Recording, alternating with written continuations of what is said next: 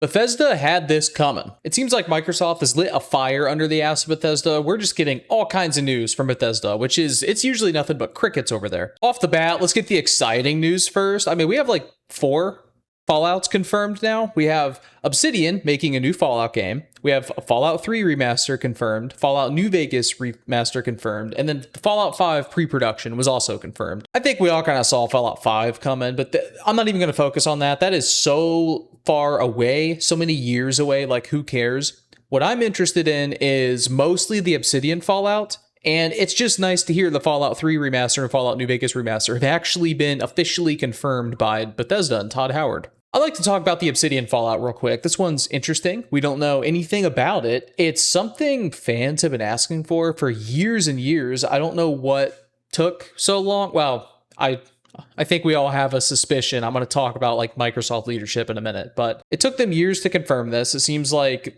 this is not the first time like Obsidian has thought of working on a Fallout game. Just Bethesda has historically rejected it. Now it's finally confirmed. It's finally going to happen. We have Josh Sawyer directing it, and he directed New Vegas. I think that's good news. You know, that's good news to me. Hopefully it's good news to you guys. There seems to be a decent amount of like programmers and level designers and stuff like that still work at Obsidian, who also worked on New Vegas. You have the Fallout creator, or at least one of the creators, Tim Kaine. I mean, I'd say he's usually thought of as like the creator of Fallout, but he's at Obsidian full time. So you have some OG folks here who were involved with New Vegas, Tim Kaine involved with the original Fallout. That's all really, really good news, as Obsidian's going to make a new Fallout here. Now, we don't know any info about this.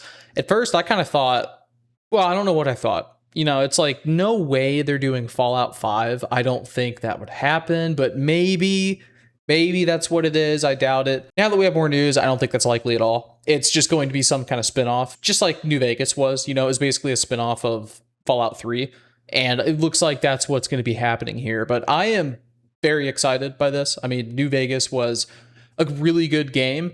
Been a while since I played New Vegas. I find that game hard to play nowadays. I'm not going to lie, because it's really dated feeling to me, and I'm kind of getting to that point with Skyrim as well. It's just feeling really dated, but New Vegas is a great game. Obsidian as a studio seems to get, I don't know, people feel really mixed on them. I suppose I am a little bit too, but I lean towards liking them. I have not played Avowed, but Avowed does not have good public reception. You know, it makes it hard for me to want to try Avowed when I hear nothing but negative news about it.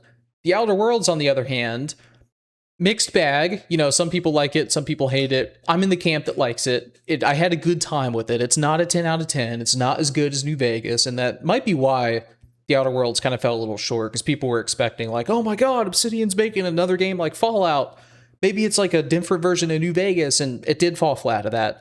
But I enjoyed The Outer Worlds, and specifically the DLC. Second game I have not tried. I was interested in purchasing it. I don't know what happened. If I saw a trailer, if I heard something, I kind of lost interest. I still need to try it though. I do want to. Outer Worlds 2 is another example of a game that has kind of mixed opinions. So, you know, people are mixed on Obsidian. Overall, I like them though. And more importantly, I think they just crank out games. I mean, they are like the opposite of Bethesda, where Bethesda takes a freaking decade between, shoot, at this point, it's more than a decade. Like, what, we're going to be 15 years, going on 15 years for Skyrim. I don't even know how many years it's going to be after Skyrim when The Elder Scrolls 6 comes out. Like 18, 19 years after Skyrim? That's so long. Absolutely, totally unacceptable. Obsidian, I don't think we're going to have to worry about that. I bet we're going to get that Obsidian Fallout game faster than all of us kind of expect it to. Which is, I mean, that is great news. I just want to see what they do with it. It's probably not going to be a 10 out of 10 masterpiece, but who cares? Not every game needs to be a 10 out of 10. It's going to be Fallout. I think it's going to be a pretty solid title. I'm looking forward to it. The Fallout 3 and New Vegas remasters have been rumored. It's been going around the community. Everyone was kind of expecting it. I know at the Xbox showcase in the summer, everyone was kind of like thinking maybe that's a good time to announce this, and they never did. Well, now we finally have it officially announced by Bethesda. Don't really have any details on it. We don't really know if it's going to be like an Oblivion type of thing where they're going to have like Unreal Engine on top of the original game code, or if it's going to be like a total kind of like Assassin's Creed 8 Resynced type of situation where it's like a total, you know, building the whole thing from the ground up. We don't really know, but they are coming. That's a little exciting. In the interview that Jason Schreier did with Todd Howard, he asked him, like, tried to ask more details about the Obsidian game and the remasters, and he asked about the engine, like what engine are these going to be used, and Todd Howard just was not very receptive to that. He said it would be spoilery to give that stuff away, so he's still being a little weird about it, but at least we know it's confirmed. So all of this tells me that, like, the new Xbox leadership has just lit a fire under Bethesda's ass, because they came in, new leadership, the old stepped down, retired, whatever. New comes in, they haven't really been around this. They look at Bethesda and they're like, what the hell do you mean it's 2 decades between an IP like Fallout, like Elder Scrolls? That is absolutely stupid. You're done taking this long. We're going to give Fallout to another studio. You are going to lock the fuck in and focus on Elder Scrolls, focus on managing this popular IP. I don't know what you all been doing, but it's time to lock in. Those are the vibes I think we're all getting at this point. It really much feels that way, like new leadership is just forcing Bethesda to get their act together to speed things up, fix whatever issues they have going. And that's good news. I mean, at least right now, to me, that is good news. It could eventually result in, like, I don't know, yearly Elder Scrolls or Fallout releases. Hopefully it never becomes yearly, but we'll see. Long term, I mean, it's kind of like Xbox is kind of taking control of Fallout. I think Xbox does a terrible job with IP as well, so there really not much to talk about how to manage an IP. I mean, Halo, for example. So we'll see what happens, but in the short term, I'm really excited that it seems like Bethesda, I mean, title of the video, right? Like, they had this coming.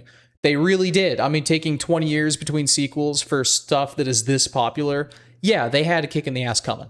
Some other big news is the layoffs. So Microsoft announced 3,200 job cuts, or Xbox did, and it looks like BGS has been affected by that, and including very veteran people. So I might be saying the name wrong. Christine Meister, she was a character artist for 27 years at BGS, got laid off. There's another guy, Ray Ledder. Again, I'm not that good at names, but he was there 18 years. There was Dan Olds, who was there for on Fallout 4. He worked on the weapons in Fallout 4. Maybe he was there before Fallout 4. So people very, very experienced getting laid off. That is 2 angles to look at this from. The first angle is what a lot of you guys are probably thinking, like, well-deserved, Bethesda's taken way too long. Fuck them. Who cares? They shouldn't have been dragging their feet. This is what happens when you don't put your best foot forward, when you don't try, because that's really the vibe BGS gives. It's like they're not trying, they're lazy, they're taking too long. So a lot of people are kind of celebrating the layoffs, and I totally get it. Makes sense. BGS has pissed us all off repeatedly over the years. The second side is just remember to stay a little human about this. These are people losing their livelihoods, and it's going to affect the morale of Bethesda big time. If you were like a junior programmer or a junior artist and you looked up to these people with almost 30 years of experience, and then they get let go out of a blue, that is really going to affect your morale. And it is talent that's just gone now. So I work alongside someone who has 20 plus years of experience, and they have leveled me up so much, so quickly over the past 3 to 4 years. It's hard to quantify. Like, you can't put a number on how valuable that is. And now that's gone from their studio. And they probably still have a lot of other people to rely on, but it's worth pointing out, that when you have someone who's been there for 20, 30 years, they know the processes, they know how the Jira board works, they know how pull requests work, all that stuff that is, you just ask them, they probably know an answer to it. Now it's gone, that's problematic. What I wouldn't feel bad about is layoffs and management. Just something with management with BGS changing. I don't know exactly what. But clearly there's a problem for these projects to take multiple decades. There's clearly a management problem. I mean, this isn't the fault of someone who was working on character art for 27 years. Some of these layoffs are weird. They feel disconnected. I don't know the full picture. It's just the root of the problem is higher than a character artist, and that's what really needs to be focused on. And regarding that layoff situation, the union, the one BGS union, has been protesting about it. And, I don't know how you feel about that. You could think like, they're just being kind of annoying protesting. Like, this is what happens when you drop the ball. But again, if you think of it at the angle of like someone who worked alongside them, it really piss you off to have someone that experience let go. So kind of not a good situation from a staffing perspective right now. And beyond BGS getting layoffs, Obsidian had layoffs. I've already recorded this video. I've had to do it 3 times because we keep getting new info. Obsidian had like 50 some layoffs, from associate directors who were actually like managing stuff all the way down to like level designers and stuff like that, gameplay programmers. So Obsidian has been affected by this. I saw a random comment, like someone kind of just speculating that maybe it's because they had a lot of Unreal Engine people and now they're shifting to this Fallout studio, so they don't need them. That I don't actually know if that's true. Maybe, who knows? It's hard to say. It's just layoffs also affecting Obsidian. So hopefully that doesn't affect the Fallout project. It's worth pointing out, you see this big restructuring happening with, anything related to Xbox in general, but BGS Obsidian, no exception. Hopefully it is for the better, but it is hard to say right now. And staffing is what I'm talking about. Hopefully these layoffs are for the better, even though it's putting aside the emotions that's attached to it as someone who would have been laid off. Like if you were the person that got laid off, clearly you're not having a good day. Your coworkers who liked working with you, they're not having a good day. But hopefully, like strategically, whatever angle leadership is looking at this from, I hope it is the right call, because BGS can't keep fumbling the bag. we're all about this close to giving up on them. A lot of you already have. They can't keep screwing up. One thing I'd like to talk about is a little different. Todd Howard. So clearly he's a guy who cares about his staff. And I think with the layoffs that have happened, probably more than anything, I hope he feels that. And I hope he recognizes he is responsible. He might not have made the final call. It might have come from Xbox, but I have a hard time believing these layoffs would have happened if BGS was consistently pumping out Fallout, pumping out Elder Scrolls, giving the fans just what they want. Dude, even if it's not what we want, just something. I keep going back to it. 15 years after Skyrim with no sequel is insane. Where were you when Skyrim came out? I was 10 years old. I am now 25 and married. That is absolutely insane. These games are missing a generation. There's just, if that wasn't happening, I just have a hard time believing that these layoffs would have occurred the way they have. And Todd Howard seems like a guy who cares about his staff. People have been there 20, 30 years that he's probably known very well outside work. He's probably genuinely friends with. I hope this kind of woke him up, kicked his ass into gear, and he's going to work on turning the BGS ship in a different direction. Hopefully a 180, because the current direction has been a downward spiral. They have burned so much goodwill. I want to be a Bethesda fan. They used to be my favorite studio of all time. I want to fanboy them. I really do, but I just can't with how much they fumble the bag. It started with Fallout 76, it all depends on who you ask. A lot of people say it started with Skyrim if they were like Morrowind, Oblivion players. A lot of people say it started with Fallout 4. I think it's universally accepted, though, that we can say this really started with Fallout 76. It got even worse with Starfield. I played the heck out of Starfield. I think it is a little bit hated on too much, unfairly. There'll be people who haven't played it, people who played it for 30 minutes that'll just say it's the worst game ever. How do you know if you haven't actually played it, And I'm guilty of doing that. Someone pointed that out in a Ubisoft video I did where I didn't play a game and I shitted on it. I'm trying to fix that mistake. Let's play a game before we judge it, guys. With that said, Starfield was not anything, it was Starfield. Let's just be honest. It was very bland. It was like a 6 out of a 10. And that was the last straw for a lot of people. It kind of was for me too. After Starfield, even though I did play it for hours and hours and hours, I was like, after Starfield, I wasn't excited for anything Bethesda was doing. And they need to fix that now. They needed to fix that 5-6 years ago. So now's the time to fix it, Todd. I hope what's going on with the pressure that's being applied to him, I hope he actually listens, and maybe we could see a resurgence of the old Todd Howard, the one that we all loved. The dorky chess club one. That's who needs to make a return. One weird thing that also needs to change is this, I don't know how to say it besides sense of ego. Maybe that's not the right word, but I'm going to use it anyways. This sense of ego within BGS, where Jason Schreier, his interview, first time he was able to get an interview with Todd Howard in 15 years. Watch the Jason Schreier video, he'll explain it better, but Cliff Notes, he made a Fallout 4 article that BGS didn't like, and he was blacklisted. Kotaku and Jason Schreier were blacklisted from interviews. What kind of nonsensical, petty-ass shit is that?